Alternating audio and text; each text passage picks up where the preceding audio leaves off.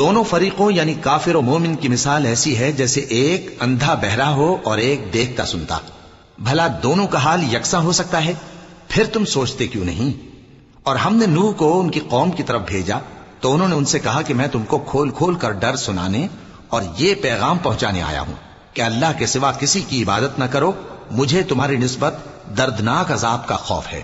تو ان کی قوم کے سردار جو کافر تھے کہنے لگے کہ ہم تم کو اپنے ہی جیسا ایک آدمی دیکھتے ہیں اور یہ بھی دیکھتے ہیں کہ تمہارے پیراؤ وہی لوگ ہوئے ہیں جو ہم میں ادنا درجے کے ہیں، اور وہ بھی سطحی رائے سے، اور ہم تم میں اپنے اوپر کسی طرح کی فضیلت نہیں دیکھتے بلکہ تمہیں جھوٹا خیال کرتے ہیں.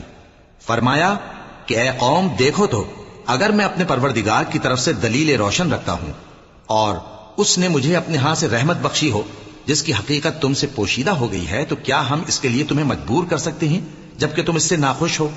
اور اے قوم میں اس نصیحت کے بدلے تم سے مال و زر کا مطالبہ تو نہیں کرتا، میرا صلہ تو اللہ کے ذمے ہے، اور جو لوگ ایمان لائے ہیں میں ان کو نکالنے والا بھی نہیں ہوں، وہ تو اپنے پروردگار سے ملنے والے ہیں، لیکن میں دیکھتا ہوں کہ تم لوگ نادانی کر رہے ہو.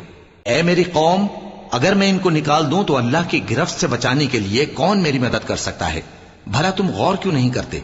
اور میں نہ تم سے یہ کہتا ہوں کہ میرے پاس اللہ کے خزانے ہیں، اور نہ یہ کہ میں غیب جانتا ہوں، اور نہ یہ کہتا ہوں کہ میں فرشتہ ہوں، اور نہ ان لوگوں کی نسبت جن کو تم حقارت کی نظر سے دیکھتے ہو یہ کہتا ہوں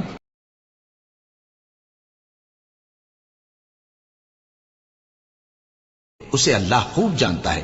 اگر میں ایسا کہوں تو بے انصافوں میں ہو جاؤں. انہوں نے کہا کہ نوح تم نے ہم سے جھگڑا تو کیا اور جھگڑا بھی بہت کیا، اب اگر تم سچے ہو تو جس چیز سے ہمیں ڈراتے ہو وہ ہم پر لا نازل کرو.